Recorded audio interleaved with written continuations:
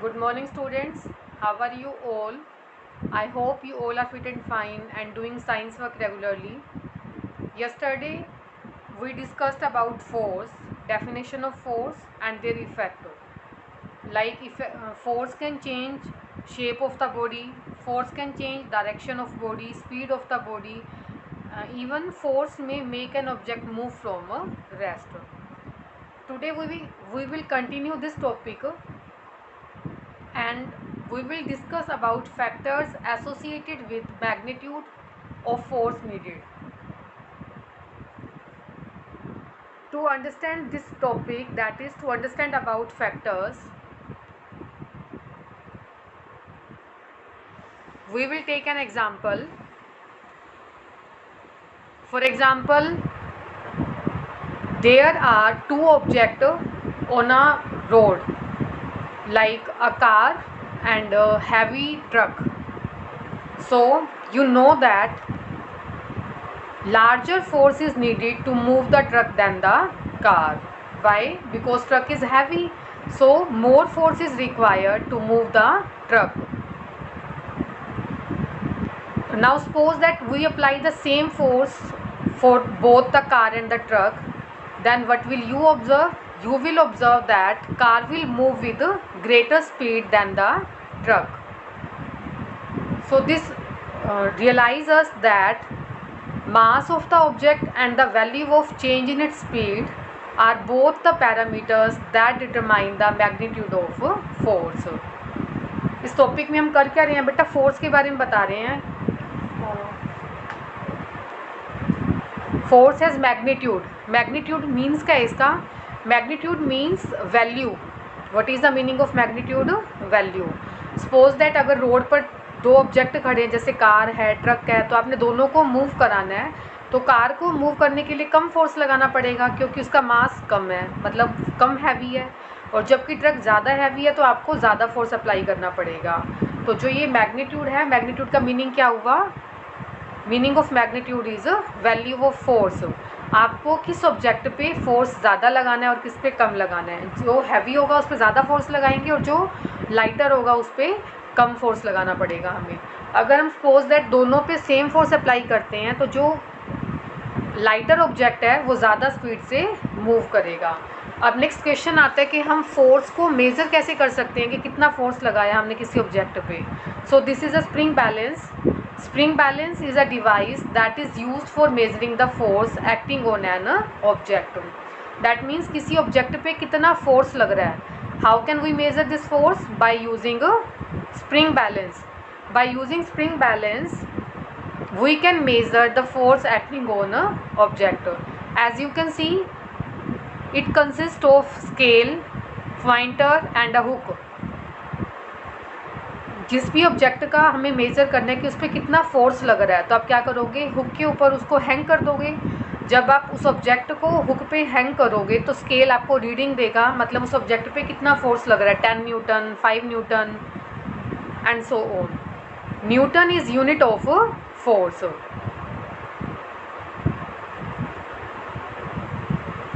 Look at this. 1 Newton आपको given है. 1 Newton is the unit of force. Now definition of force is said to be 1 Newton if it produced an acceleration of 1 meter per second square in a body of mass 1 kg.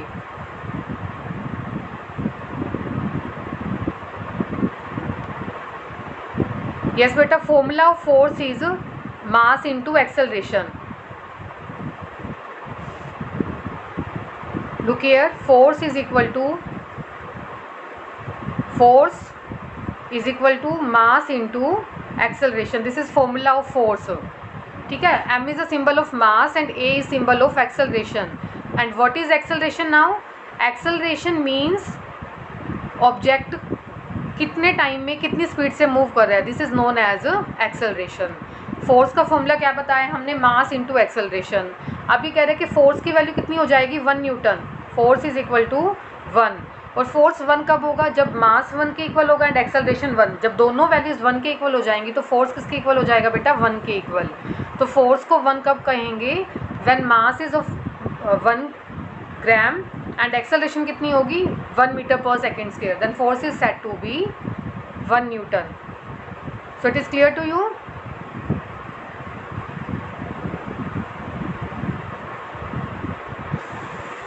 Force को 1 Newton कब कहेंगे, जब मास कितना होगा 1 kilogram और acceleration होगी 1 metre per second square, then force is said to be 1 newton. 1 newton is unit of force. Force की unit क्या होती है बेटा, न्यूटन. ऐसा unit, S means standard international, मतलब पूरे यूनिवर्स में जो हम फोर्स की यूनिट यूज़ करते हैं वो क्या है 1 न्यूटन. न्यूटन का मतलब क्या होता है बेटा, न्यूटन साइंटिस्ट ने बताया था, that's why unit of force is Newton. Acceleration का मतलब होता है बेटा, एक्सेलरेशन मीन्स अगर कोई ऑब्जेक्ट मूव कर रहा है, मतलब कितनी स्पीड उसने कवर की, कितनी वेलोसिटी से मूव कर रहा है वो गिवन टाइम में, that is known as acceleration. Clear हुआ. टाइम के साथ ऑब्जेक्ट ने कितनी स्पीड चेंज की, that is known as acceleration. Acceleration is equal to change in velocity. Suppose that पहले वो 1 मीटर में स्पीड 5 मीटर पर सेकेंड की स्पीड से जा रहा था, तो अगर उसकी स्पीड इंक्रीज हो रही है तो मतलब गिवन टाइम में कितनी स्पीड उसकी चेंज हुई ऑब्जेक्ट की, that is known as acceleration. And formula of acceleration is change in velocity upon time taken.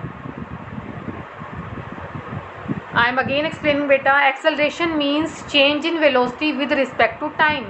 Time के साथ ऑब्जेक्ट ने कितनी स्पीड से मूव किया, that is known as acceleration. अब नेक्स्ट टॉपिक आता है, force has both magnitude and direction. Magnitude means value. Suppose that किसी ऑब्जेक्ट पे हमने फोर्स लगाया तो कुछ ना कुछ उसकी वैल्यू होगी, लाइक 5 न्यूटन, 4 न्यूटन, 3, जो भी वैल्यू होती है उसको क्या बोलते हैं, magnitude. And direction means in which direction force is apply. For example east direction, west, north, south, left side, right side, upward direction में या डाउनवर्ड डायरेक्शन में, ये क्या होगा, डायरेक्शन. तो फोर्स के दोनों वैल्यूज होती हैं, magnitude as well as direction. When we change the direction और the magnitude, applied force its effect changes. अगर हम किसी ऑब्जेक्ट पे फोर्स अप्लाई कर रहे हैं बेटा, किसी ऑब्जेक्ट पे जब हमने कि मैग्नीट्यूड को, डायरेक्शन को चेंज किया तो फोर्स का जो इफेक्ट होगा वो चेंज हो जाएगा. इफेक्ट हमने कौन कौन से बताए थे. Effect means force can change the shape of object, size of object. तो जब आप मैग्नीट्यूड को चेंज करते हो मतलब किसी ऑब्जेक्ट पे ज़्यादा फोर्स लगाओगे तो उसकी शेप और साइज़ पे इफ़ेक्ट पड़ेगा. ज़रूरी नहीं कि फोर्स जो है वो हमेशा डायरेक्शन को ही चेंज करे. Force need not always act in the direction of motion. Depending upon the situations force may act at any angle to the direction of motions. A force acting perpendicular to the direction of motion doesn't cause any change in the speed but can still cause a change in direction. Suppose that अगर हम किसी object पर perpendicular means 90 degree के angle पे जब हम force apply करेंगे तो क्या होगा, स्पीड पे कोई चेंज नहीं होता, ऑब्जेक्ट की डायरेक्शन चेंज होगी. So it is clear to you. अगर हम किसी ऑब्जेक्ट के परपेंडिकुलर फोर्स अप्लाई कर रहे हैं, परपेंडिकुलर मींस 90 डिग्री पर फोर्स अप्लाई करेंगे तो क्या होगा, ऑब्जेक्ट की डायरेक्शन में चेंज होता है, स्पीड में कोई भी चेंज नहीं होगा. Next topic is balanced and unbalanced force. What is the meaning of balanced. Balanced means, name से क्लियर हो रहा है बेटा, दैट मीन्स अगर वैल्यू सेम रहती है both the side then this force is known as balanced.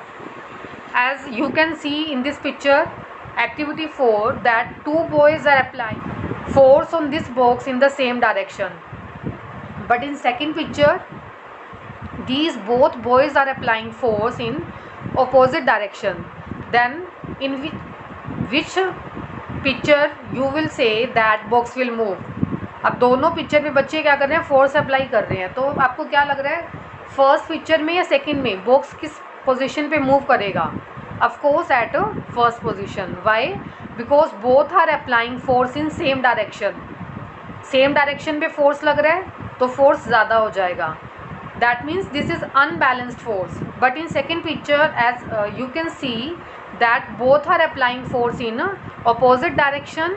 Then this is known as balanced force. Balance means जितना force लेफ्ट साइड वाला बच्चा लगा रहा है उतना फोर्स ही राइट साइड से बच्चा लगाएगा.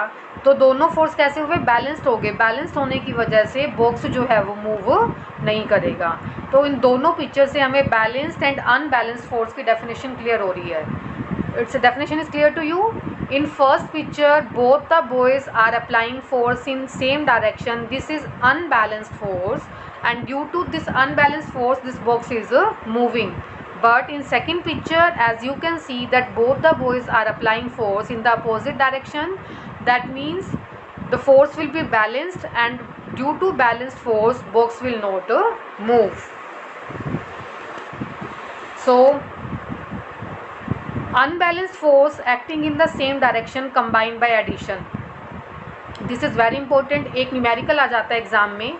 किस तरह से आता है numerical, listen carefully.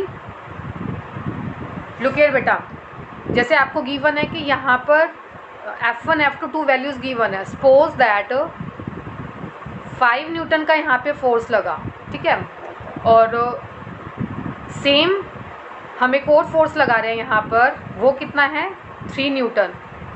It is clear to you. दोनों फोर्स, एरो का साइन आपको ध्यान से देखना है। Sign of arrow is in same direction, so these two forces will add. तो 5 + 3 कितना हो जाएगा 8। तो टोटल जो फोर्स लगेगा वो कितना हो जाएगा 8 न्यूटन। तो इस तरह के न्यूमेरिकल्स आते हैं एग्जाम में। एरो को देख करके आप समझ जाना कि अगर एरो सेम डायरेक्शन में है तो आप फोर्स को ऐड कर दोगे, बट अगर एरो का साइन अपोजिट है तो आप क्या करोगे, कट करोगे। For example look at this picture बेटा।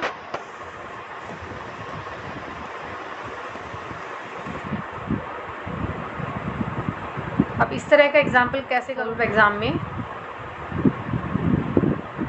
Look here that suppose that here 3 Newton force is applying and in F2 2 Newton force, ठीक है। तो अब आप देखो कि फोर्स ज़्यादा कहाँ पे लग रहा है, F1 ज़्यादा फोर्स अप्लाई कर रहा है।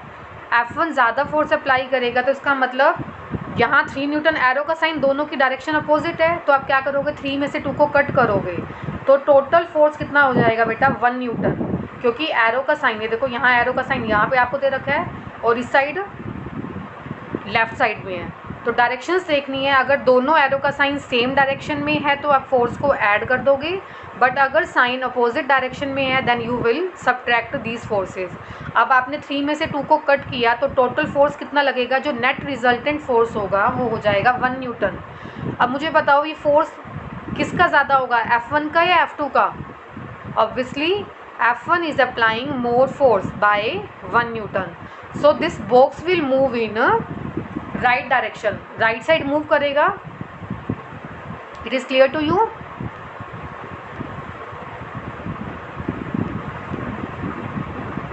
So this numerical is very important. I am just taking example that force F1 is equal to 3, F2 is equal to 2 Newton.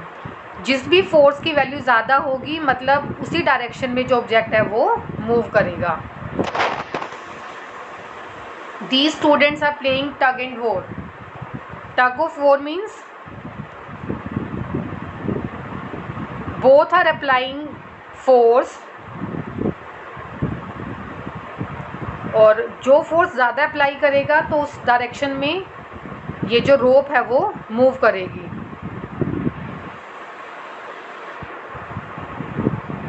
Now look at this picture बेटा। Figure shows a block of wood lying on a table. 2 springs आपको दिखाई दे रहे हैं यहाँ पर, F and F। Both springs are in opposite direction. Force दोनों में सेम लग रहा है, इक्वल होगा, तो इक्वल फोर्स लगने की वजह से जो ये बॉक्स है वो मूव नहीं करेगा। This is a balanced force. Balanced means जब नेट इफेक्ट ज़ीरो हो। नेट इफेक्ट ज़ीरो कब होगा, जब दोनों साइड से इक्वल फोर्स लगेगा, तो जो नेट फोर्स होगा that will be same, and this force is known as a balanced force. Balanced means object will remain stationary, object move नहीं करेगा, बट इसकी शेप में चेंज आ जाएगा। शेप में चेंज कैसे आएगा बेटा, क्योंकि स्प्रिंग को जब आप मूव कराओगे तो स्प्रिंग की जो शेप है वो चेंज हो जाएगी। क्लियर हुआ। जब आप किसी ऑब्जेक्ट पर इक्वल एंड अपोजिट फोर्स लगा रहे हो, इक्वल मीन्स फोर्स की वैल्यू सेम है बट डायरेक्शन अपोजिट है, तो बॉक्स मूव नहीं करेगा बट उसकी शेप में चेंज हो सकता है. So we concluded that equal and opposite force do not change the state of rest or motion of object. They may however cause a change in the size and shape of the object. तो आपने conclusion क्या निकाला बेटा? Force, balance force doesn't change the state of rest or motion of object. That means in case of balanced force object will remain stationary. Stationary means it doesn't change its position.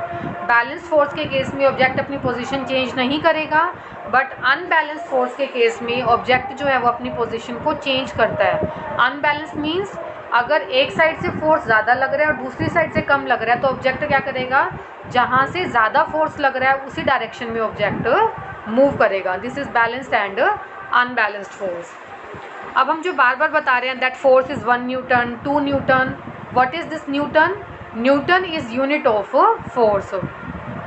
As you all know that there was a scientist Newton who tell us about force and gravitational force.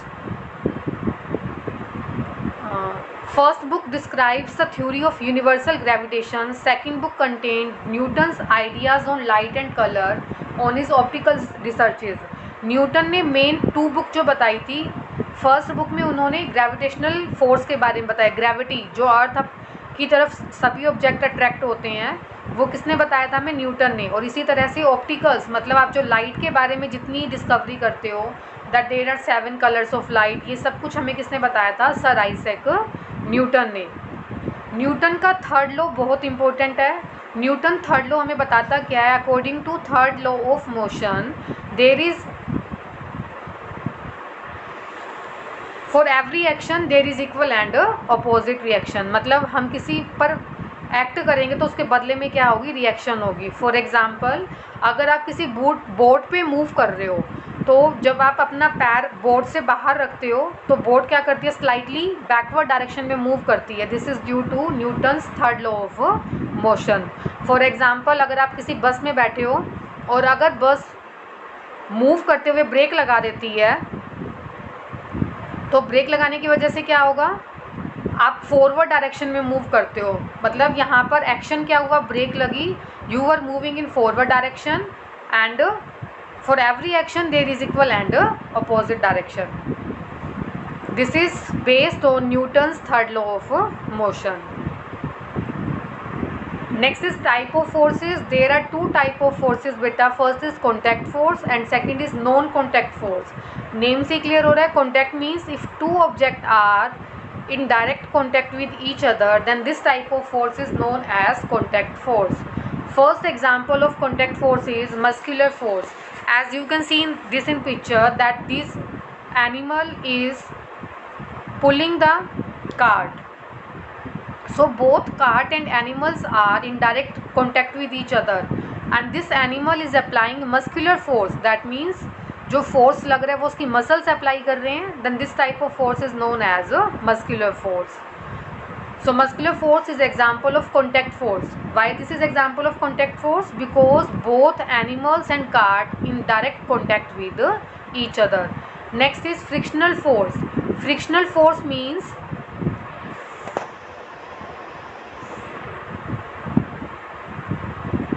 what is the meaning of frictional? Friction means if earth applying force, for example a ball is moving on earth, after some time ball gets stopped. Why this ball gets stopped? Due to frictional force. Frictional force always act in the opposite to direction of motion of object. Suppose that ball जो है वो move कर रही है आपके right side में, तो अर्थ क्या करेगी? इसके अपोजिट डायरेक्शन में एक फोर्स लगाएगी और वो फोर्स क्या करेगा? बॉल को स्टॉप कर देगा. तो this is known as frictional force. और फ्रिक्शनल फोर्स में भी 2 ऑब्जेक्ट क्या होंगे? एक दूसरे के कॉन्टैक्ट में. मतलब जो ये बॉल है वो कहाँ मूव कर रही है? फ्लोर पे. फ्लोर मीन्स अर्थ पे. अगर आप साइकिल को मूव कर रहे हो, साइकिल कुछ टाइम के बाद स्टॉप हो जाती है. पैडल अगर आप लगाना छोड़ दो तो साइकिल स्टॉप हो जाएगी. किस लिए? क्योंकि जो आपकी साइकिल के टायर्स हैं वो किसके कॉन्टैक्ट में है? रोड के. रोड मीन्स अर्थ के कॉन्टैक्ट में. तो अर्थ क्या करती है? एक अपोजिट फोर्स लगाती है जिसको हम बोलते हैं फ्रिक्शनल फोर्स. और इस फ्रिक्शनल फोर्स की वजह से ऑब्जेक्ट क्या करता है? मूव स्टॉप करेगा. मतलब अगर ऑब्जेक्ट मूव कर रहा है तो ऑब्जेक्ट स्टॉप हो जाएगा. फ्रिक्शनल फोर्स क्या करेगा, इसकी स्पीड को कम करता है, ऑब्जेक्ट की स्पीड को।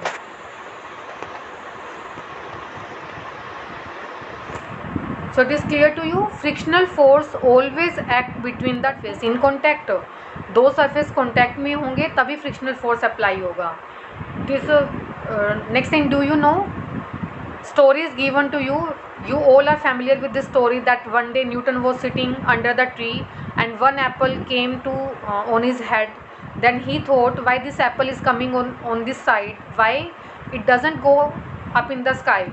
न्यूटन ने क्या सोचा कि ये जो एप्पल है वो उसके पास क्यों गिरा, वो स्काई में क्यों नहीं चला गया।